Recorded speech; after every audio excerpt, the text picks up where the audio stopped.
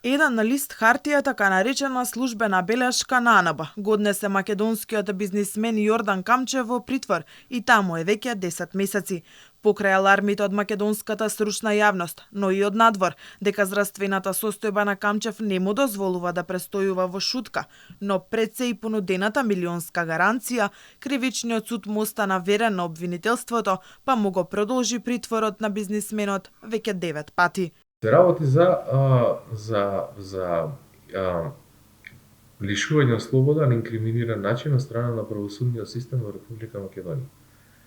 И тоа лишување од слобода, значи имплицирани се сите суди на основниот суд, основниот кривичен суд во Скопје. И нив изгледа им е тешко да се признаат грешката во која се постојано. И многу симптоматично е што составот на апелационите судии кои одлучуваат во втор степен е секогаш ист. Значи немаме воопшто промена на судиите, значи тројцата судии кои одлучуваат.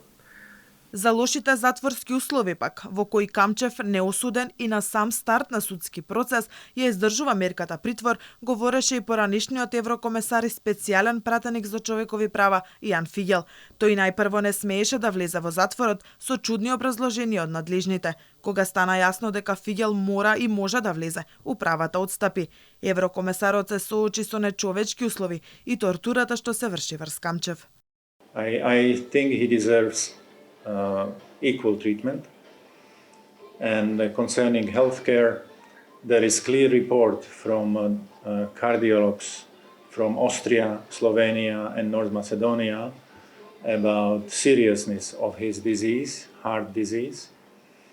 And I think he would deserve better conditions because he may die in prison, and this would be scandalous. His father died at table after heart attack, and this man is ill.